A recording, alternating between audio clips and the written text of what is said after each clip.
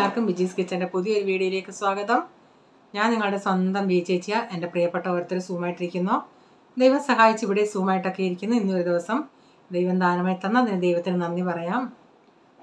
അപ്പം നിങ്ങൾക്കൊക്കെ ബോറായിട്ടുണ്ടോ നിങ്ങളുടെ സ്വന്തം ബി ചേച്ചി എന്ന് പറയുന്നത് കേട്ടിട്ട്? ബോറായെങ്കിൽ പറയണം കേട്ടോ. അപ്പം ഞാൻ ആകെ ടയേർഡായിട്ടിരിക്കുക. ഞാൻ പറഞ്ഞില്ലേ 27, 28, 29 ഞങ്ങളുടെ ക്യാമ്പ് മീറ്റിംഗ് നടക്കുമെന്ന്. ഇന്നലെ വീഡിയോ ഇടാൻ പറ്റി. ഞാൻ ചിന്തിച്ച് അവിടെ നിന്ന് എന്തെങ്കിലുമൊക്കെ എടുത്ത് ഇടാമെന്ന്. പക്ഷേ ഇച്ചിരിയൊക്കെ വീഡിയോ എടുത്തുള്ളൂ. എനിക്ക് ഇന്നലെ ആണെങ്കിലും ഈ ഫുൾ രാവിലെ ഞങ്ങൾക്ക് ഞാൻ പറഞ്ഞാൽ ഞങ്ങൾ പോയി വരുവാന്നുള്ളത്. അപ്പം ഞങ്ങളൊരു 6:30 എണീറ്റ് ഒരു 7 മണിയാകുമ്പോഴത്തേന് 7:15 ആകുമ്പോഴത്തേനൊക്കെ ഇവിടെ നമ്മൾ പോകണം. ഒരു 8 മണിയാകുമ്പോൾ അവിടെ എത്തണം. അത് കഴിഞ്ഞിട്ട് ഒരു ടീ ബ്രേക്കുണ്ട്, പിന്നെ ലഞ്ചിന് ബ്രേക്കുണ്ട്, വൈകിട്ടുണ്ട്. അങ്ങനെയൊക്കെ ഇടയ്ക്ക് ബ്രേക്ക് ഉണ്ട്. എന്നാലും ഓരോ സെഷൻ 2-2.5 മണിക്കൂറൊക്കെ ചിലപ്പോൾ ഇങ്ങനെ വരുമ്പം ഇങ്ങനെ ഇരുന്നിരുന്ന് എൻ്റെ ഈ ടെയിൽ ബോണിനും ഈ സ്പൈനലിൻ്റെ അവിടെ അങ്ങ് ഒരു പുകച്ചിൽ പോലെ അങ്ങായി ഇരുന്നിരുന്ന്. അപ്പോൾ ഇന്നലെ അത്രയും ക്ഷീണിച്ചെല്ലാം കഴിഞ്ഞ് ഇവിടെ വന്നുണ്ടേ ഒരു 9:30. അപ്പം ഞാൻ ചിന്തിച്ച് വന്നിട്ട് പോളും അപ്പച്ചനും അവിടെ സ്റ്റേ ചെയ്യുവാന്നല്ലേ. അപ്പം ഞാൻ പറഞ്ഞ് നിങ്ങളുടെ തുണി നിങ്ങൾ രാവിലത്തെയൊക്കെ പോളിന് പെട്ടെന്ന് ഇങ്ങനെ ഉണ്ടെങ്കിൽ അത് നിങ്ങൾ കവറിലിട്ട് വെച്ചാൽ ഞങ്ങൾ കൊണ്ടുവന്ന് രാത്രിയിൽ നമ്മൾ കഴുകാം എല്ലാം കൂടെ. അല്ലെങ്കിൽ പിന്നെ ലാസ്റ്റ് ഡേയിലാകുമ്പം എല്ലാം കൂടെ ഒത്തിരി ആവുമെന്ന് പറഞ്ഞ് ഞാൻ എന്നാൽ ചിന്തിച്ച് വന്നൊന്ന് നുകർന്നൊന്ന് കിടക്കാൻ. എനിക്ക് നടുവ് ഇച്ചിരി സപ്പോർട്ട് ചെയ്തിട്ടൊന്ന് കിടക്കണം. അപ്പം എനിക്കൊരാശ്വാസമാണ്. ഇങ്ങനെ ഇരുന്നാകുമ്പോൾ എനിക്ക് ബുദ്ധിമുട്ടാണ്. പറയാൻ കേൾക്കുന്നവർക്ക് എനിക്ക് എന്നും ഇങ്ങനെ കേട്ട് മതിയായിരുന്നു. പക്ഷേ എൻ്റെ സിറ്റുവേഷൻ ഞാനങ്ങ് പറഞ്ഞതാണ്. അന്നേരം വന്നൊന്ന് കിടന്നാൽ മതിയെന്നും പറഞ്ഞിരുന്നു. ഞാൻ ഇങ്ങോട്ട് വന്ന് ഈ ഫാൻ ഇടാനും ടപ്പോന്നൊരു സൗണ്ട്. എൻ്റെ പൊന്ന്, ഞാൻ ചിന്തിച്ച് ഇനി AC പോയാന്നോ, എൻ്റെ ജീവൻ പോയെന്നുള്ള. പിന്നെ അപ്പം തുണി ഞാൻ കഴുകാനിട്ട്. അപ്പം സമയം എത്ര, ഒരു 10:30 കഴിഞ്ഞ്. ഞങ്ങളിവിടെ ഇന്നലെ എത്തിയുണ്ടേ 10 മണിയോളമായി. പിന്നെ ഇത് വിളിച്ച് അപ്പം താഴെ ഒരു മലയാളി റീച്ചാനെ കൂട്ടാനുണ്ട്. പുള്ളിയെ വിളിച്ച് നോക്കിയുണ്ടേ. പുള്ളി പറഞ്ഞ് ഞങ്ങൾ ചിന്തിച്ച് ചിലപ്പോൾ സ്വിച്ച് ബോർഡിൻ്റെ കുഴപ്പമായിരിക്കുമെന്ന്. അത് നോക്കിയിട്ട് ഫാൻ പോയതാണ്. അപ്പോൾ രാത്രി എന്തോ ചെയ്യാനാ. അപ്പം എനിക്ക് രാവിലെ വരെ നമുക്ക് AC ഇട്ട് കിടക്കാനുള്ള കപ്പാസിറ്റി നമുക്കില്ല. എനിക്കാണെങ്കിൽ ഫാനും കാറ്റും വേണം. അപ്പം ഇവിടെ എന്നാൽ റേച്ചാൻ ഹോളിൽ പോയി കിടന്നു.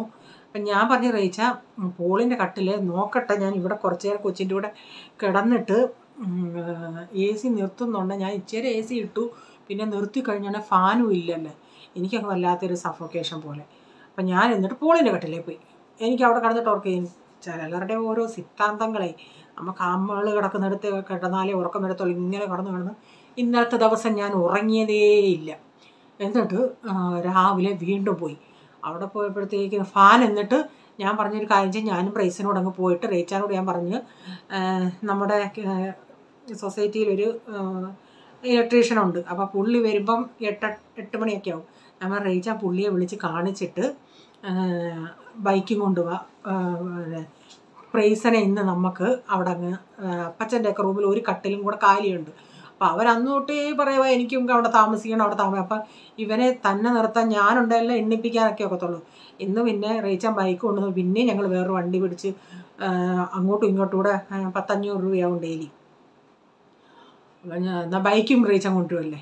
അപ്പം ഞാൻ പറഞ്ഞൊരു കാര്യം ചെയ്യാം, പ്രൈസിനെ ഇന്ന് അവിടെ നിർത്തിയിട്ട് നമുക്കെന്നാൽ തിരിച്ചിങ്ങ് ബൈക്ക് റേച്ചാൻ. പിന്നെ അങ്ങാരെ വിളിച്ച് കാണിച്ചാൽ അങ്ങാരെ പറഞ്ഞ് ബൈൻഡിങ് ചെയ്യിക്കണം, അത് 2 ദിവസം എടുക്കും. അപ്പം ഞാൻ പറഞ്ഞു എന്നാൽ ഒരു കാര്യം ചെയ്യാൻ ഞാൻ എന്താ അറിയിച്ചാൽ ഹോളിലേത് ഇപ്പോൾ ഹോളിൽ അവരൊന്നും ഇല്ലല്ലോ. ഹോളിൽ അടുത്ത് ഇങ്ങോട്ട് ഇടാൻ ഞാൻ എന്താ, എന്നിട്ട് 2 ദിവസം കഴിഞ്ഞ് കൊണ്ടുവരുമ്പോൾ ഹോളിൽ അങ്ങ് നമുക്ക് അത് ഇട്ടാൽ മതിയായിരുന്നല്ലേ. എന്തോന്നാലും ഞങ്ങൾ ഇന്ന് നേരത്തെ ഇങ്ങ് വന്നു. ലാസ്റ്റ് വരെ നിൽക്കാൻ നിന്നില്ല. എന്നിട്ട് ഇവിടെ ഒരു 7 മണിയാണ് എത്തിയുണ്ടായി. പുള്ളിക്കാരൻ 8 മണിയാകുമ്പോഴത്തേന് വീട്ടിൽ പോകുമെന്ന് പറഞ്ഞു. നമ്മൾ പറയുന്നത് എന്തോന്നേലും ഇട്ട് ഇന്ന് ഫാൻ ശരിയായി. അല്ലെങ്കിൽ ഊപ്പാട് ഞാൻ വന്നിട്ടൊന്ന് കുളിച്ച്. കുളിച്ചില്ലെങ്കിൽ തണുത്ത വെള്ളം ഒഴിച്ചപ്പോഴത്തെ ഐസ് വെള്ളം റീച്ച പറയും നിനക്ക് അത് വെള്ളം ചൂടാക്കി കുളിക്കാൻ വയ്യായിരുന്നു. എന്തോ എന്നാലും ഇന്നൊന്നും അങ്ങ് വീഡിയോ നേരത്തെ എടുത്തു വെച്ച വീഡിയോയാ. ഈ ക്യാമ്പ് മീറ്റിങ്ങിൻ്റെയൊക്കെ ഉള്ളത് കുറച്ചൊക്കെ എടുത്തിട്ടുണ്ട്. അത് ഞാൻ വേറെ ദിവസം ഇടാം. അപ്പോൾ ഇന്ന് ബെടുബെട് അടിച്ച് കുറേ സമയമായി. ഇനി നമുക്ക് വീഡിയോയിലോട്ട് പോകാമേ. തീരെ എനിക്കങ്ങ് വയ്യെന്ന് വെച്ചാൽ തീരെ വയ്യ. കാരണം 2 ദിവസമൊക്കെ അടുപ്പിച്ചൊക്കെ ആകുമ്പം നമ്മളുടെ ഈ വീഡിയോ ഈ കണ്ടുകൊണ്ടിരിക്കുന്നവരുടെ പിന്നെ നോട്ടിഫിക്കേഷൻസ് എല്ലാതാവും. അതുകൊണ്ടാണ് ഞാനങ്ങ് ഇടുന്നത്. എല്ലാവരും കണ്ട് ഇഷ്ടപ്പെടുന്ന സപ്പോർട്ട് ചെയ്യണേ. എന്നിട്ട് എനിക്കൊന്ന് കിടന്നാൽ നടു തീരെ വയ്യെന്നുള്ളതാണ്. ഓക്കെ. അപ്പം ഞാൻ രാവിലെ ബ്രേക്ക്ഫാസ്റ്റിന് ഇങ്ങനെ ആരൊക്കെ ചെയ്തിട്ടുണ്ടെന്ന് പറയണേ. ഇങ്ങനെ ആരെങ്കിലും ചെയ്തിട്ടുണ്ടോയെന്നും. ഞാൻ തേങ്ങ ഇവിടെ ആണെങ്കിൽ കുഴക്കട്ട ഉണ്ടാക്കുവാണെങ്കിൽ അവർക്ക് ഫില്ലിങ് നന്നായി വേണം. ഞാൻ ചേർക്കുന്ന തേങ്ങയൊന്നും അവർക്ക് പോരാ. അപ്പം തേങ്ങയുടെ ബുദ്ധിമുട്ട് കൊണ്ട് ഞാൻ എന്തോ ചെയ്തെന്നോ, ഫില്ലിങ് ഇത്തിരി നിറഞ്ഞിരിക്കാനായിട്ട് കുറച്ച് അവലെടുത്ത് ഇച്ചിരി വെള്ളം കയ്യിൽ ഇങ്ങനെ കുടഞ്ഞിട്ട് അതൊരു ഇച്ചിരി ഒന്ന് സോഫ്റ്റാക്കി. എന്നിട്ട് അതിലേക്ക് പിന്നെ തേങ്ങയും ശർക്കരയും എല്ലാം കുടഞ്ഞിട്ട് അപ്പോൾ ആ അവലൂടെ ആവുമ്പം നല്ലൊരു ഫില്ലിങ് പോലെ ഇരിക്കും. അവർക്ക് കഴിക്കും. എന്തോ ആണെങ്കിലും ഇവിടെ എല്ലാവർക്കും അതങ്ങ് ഇഷ്ടപ്പെട്ടു. ആ ഫില്ലിങ് അവർ ചിന്തിച്ച് തേങ്ങയാണ് അത് മൊത്തവും. അപ്പോൾ ഇതിലേക്ക് ഞാനൊരു ഇച്ചിരി ജീരകവും ഏലക്കായൂടെ ഇങ്ങനെ പൊടിച്ച് ചേർത്തിട്ടുണ്ട്. ഇപ്പം തേങ്ങ ഇഷ്ടം പോലെ ഉള്ളവരാണെങ്കിൽ ഈ പരിപാടി ചെയ്യേണ്ട ആവശ്യമില്ല. ഞാനിങ്ങനെ ഇപ്പോൾ ഈ അവലും തേങ്ങയും ശർക്കരയും കൂടെ മിക്സ് ചെയ്തോണ്ടേ തേങ്ങായും അവലൂടെ തേങ്ങായും ശർക്കരയും കൂടെ ഒക്കെ ചേർക്കുന്ന ഒരു ഇതുപോലൊക്കെ തോന്നി. കാരണം ആ അവലിൻ്റെ അകത്തും അങ്ങ് ശർക്കര കയറി പിടിച്ച് മധുരമൊക്കെ അങ്ങ് ആവുന്നത് കൊണ്ടേ. അപ്പം ഞാൻ നന്നായി ഇച്ചിരി നേരം ഒന്ന് ഇങ്ങനെ കുഴച്ചൊന്ന് വെച്ചിരുന്ന് ഇത്തിരി ഒന്ന് ആ അവലും ശർക്കര എല്ലാം കൂടെ ഒന്ന് സോഫ്റ്റ് ആവാൻ വേണ്ടി. ഇത് പക്ഷേ ഇവിടെ പിള്ളേർക്ക് രണ്ടിനും ഇഷ്ടമാണ് കേട്ടോ. പ്രൈസിന് ഭയങ്കര ഇഷ്ടമാണ്. കാണുമ്പോഴേ അവൻ കിടന്ന് തുള്ളിച്ചാടും. പിന്നെ എന്നും ഈ മെനക്കേട് കൊണ്ടൊക്കെയാണ് ഞാനിത് എന്നും ഉണ്ടാക്കാത്തത്. അരിപ്പൊടി എനിക്കിങ്ങനെ ഇവിടെ അടുത്ത് നമുക്ക് അരിപ്പൊടി കിട്ടാത്തത് കൊണ്ട് അരിപ്പൊടി അങ്ങനെ ഞാൻ യൂസ് ചെയ്തിട്ടില്ല. അപ്പം ഞാൻ ഇതും ഒന്ന് കുഴച്ച്, നമ്മൾ ഗോതമ്പ് കൊണ്ടാണ് ഉണ്ടാക്കുന്ന ഗോതമ്പ് ഒന്ന് കുഴച്ചെടുത്തിട്ടുണ്ട്. എന്നിട്ട് ഞാനൊരു പാത്രത്തിൽ ഇച്ചിരി വെള്ളം എടുത്തിട്ട് ഇങ്ങനെ കയ്യിലൊന്ന് കുഴച്ചിട്ട് അതിൻ്റെ അകത്ത് ഇങ്ങനെ ഫില്ലിങ് വെച്ച് ഞാൻ രണ്ട് ഇഡലി ഇങ്ങനെ ഒരെണ്ണത്തിൽ തന്നെ. നേരത്തെയൊക്കെ ഞാൻ ഒരു തട്ട് ഇങ്ങനെ കമത്തി വെച്ചിട്ട് എല്ലാം അതിൻ്റെ അകത്ത് അങ്ങ് ചെയ്യുമായിരുന്നു. ഇന്ന് പക്ഷേ ഞാൻ ഇഡലിത്തട്ടിൻ്റെ അകത്ത് രണ്ട് ഇഡലിപ്പാത്രം എടുത്തിട്ട് ഇങ്ങനെ ഒട്ടിപ്പിടിക്കാതിരിക്കാൻ ഇഡലിപ്പാത്രത്തിൻ്റെ തട്ടിൻ്റെ അകത്ത് ഓരോന്നിലും ഇപ്പോൾ എനിക്കിപ്പോൾ സ്റ്റീലിൻ്റെ ആണെങ്കിലും 3 തട്ടുണ്ടല്ലേ. അന്നേരം ഞാൻ അടുപ്പിച്ചടുപ്പിച്ച് വെച്ചില്ല. കാരണം തട്ടയിൽ ഇങ്ങനെ തട്ടുമെന്ന് പറഞ്ഞു ഏറ്റവും ഫസ്റ്റിലത്തെയും വെച്ച് ലാസ്റ്റിലത്തെയും വെച്ച് മറ്റേ ഇഡലിപ്പാത്രത്തിൽ ഇങ്ങനെ വെക്കുകയും ചെയ്തു. അപ്പോൾ എനിക്കെല്ലാം കൂടെ കറക്റ്റായി. ഓരോരുത്തർക്കും ഒരു 3 എണ്ണം വെച്ചുള്ളൂ ഞാൻ ഉണ്ടാക്കി. അപ്പോൾ ചായയൊക്കെ അങ്ങ് റെഡി ആയായിരുന്നു. അതൊക്കെ ഇനിയൊന്ന് കുടിക്കാനായിട്ട് എടുക്കട്ടെ.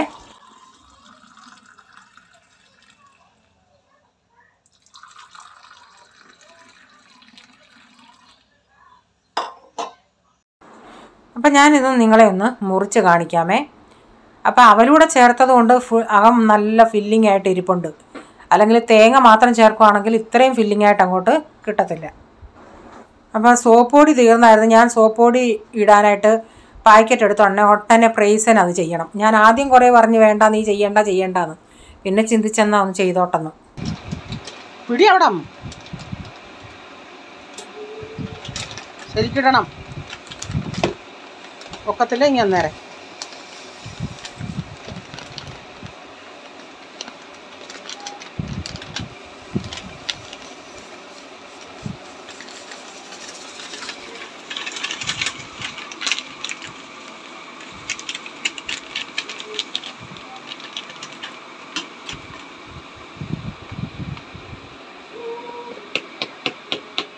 അതിൽ കിടന്നോട്ടെ. സ്പൂൺ അത് ഇടുന്നയാ.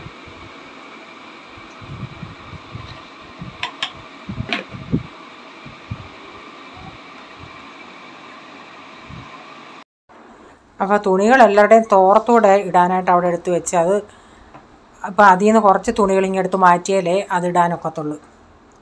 അപ്പോൾ അത് കഴിഞ്ഞ് പാത്രങ്ങളൊക്കെ ഒന്ന് കഴുകാനുണ്ടായിരുന്നു. അതെല്ലാം ഒന്ന് കഴുകിയെടുക്കട്ടെ. ഞാൻ സോപ്പ് ഇട്ട് വെച്ചിരുന്നതാണ്.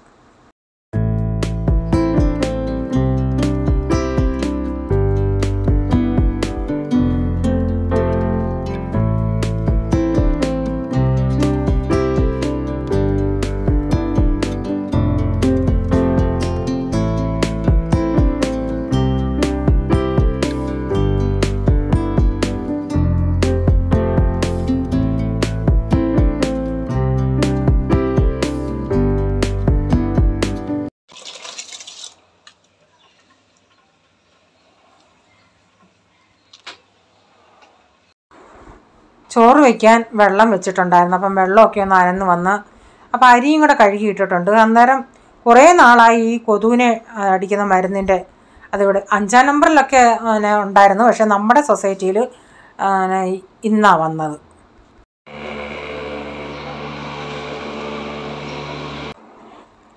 സൊസൈറ്റിയിലുള്ള പട്ടികളും അതിൻ്റെ പുറകെ ഓടുന്നുണ്ട്.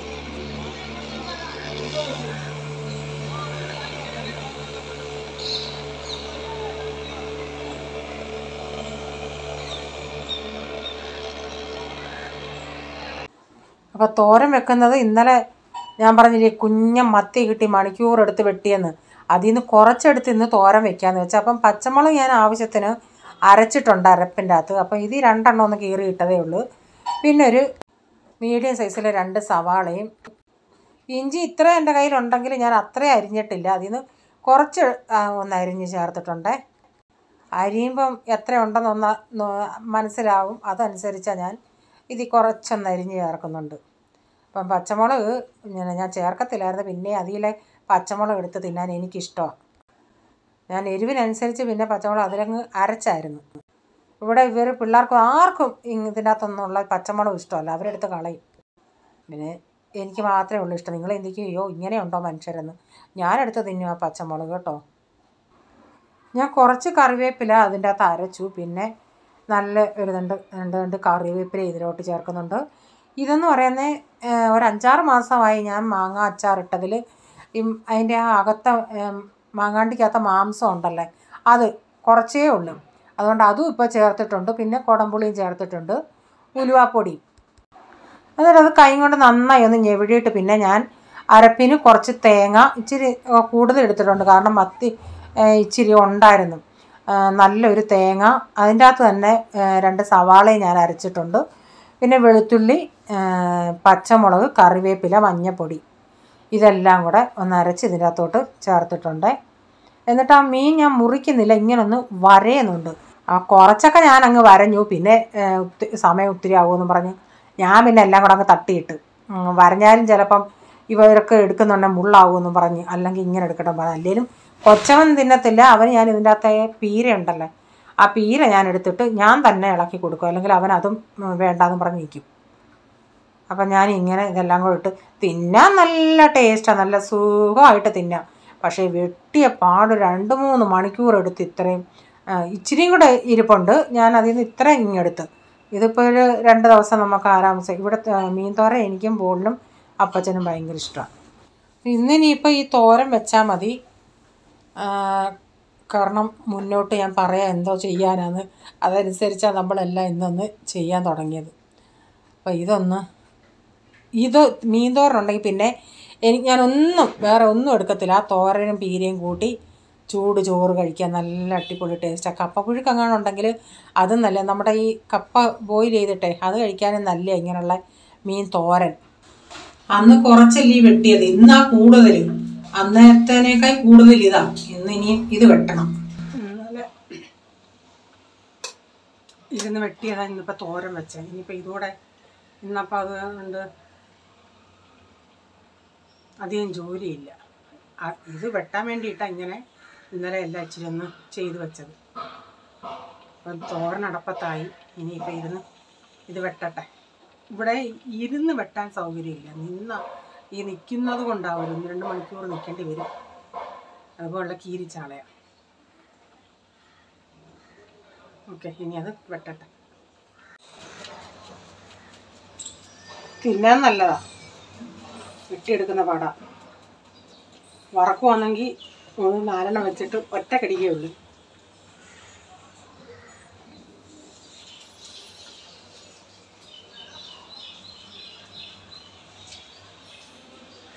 തുണിയൊക്കെ ആയി. തുണി ഇനി അകത്തെ ഞാൻ വിരിച്ചില്ല, അവിടെ കൊണ്ടിട്ടതേ ഉള്ളൂ.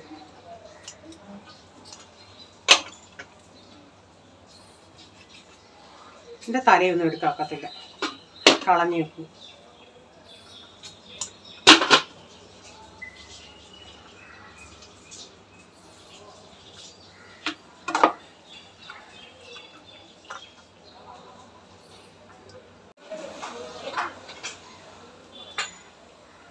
हो गया, बाद में ले रहे ഞാൻ ഓർത്തില്ല.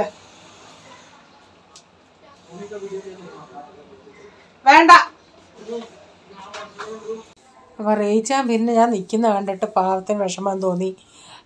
അവിടെ ഞാനിരിക്കുന്ന ചെയർ കൊണ്ടുവന്ന് അവിടെ ഇട്ടിട്ട് എൻ്റെ അടുത്ത് പറഞ്ഞ് അങ്ങനെ ഒരു ചെറിയ സിലിണ്ടർ ഉണ്ടല്ലോ അതിൻ്റെ മണ്ടേ മുറം വെച്ച് അങ്ങനെ ആ മുറം ഐഡിയ അമ്മ എനിക്ക് പറഞ്ഞു തന്നതാണ് മുറത്തി വെച്ച് ചെയ്യാൻ. അപ്പോൾ റേച്ച എന്നു പറഞ്ഞ് ഈ സിലിണ്ടറിൻ്റെ മണ്ടേ വെക്കണം. അങ്ങനെ അതിൻ്റെ മണ്ടേ വെച്ചിരുന്ന് ഞാൻ ചെയ്യുക. അപ്പം കുറച്ച് നേരം ഞാൻ അങ്ങനെ ഇരുന്ന് വെട്ടി പിന്നെ കുറച്ച് നേരം നിന്ന്.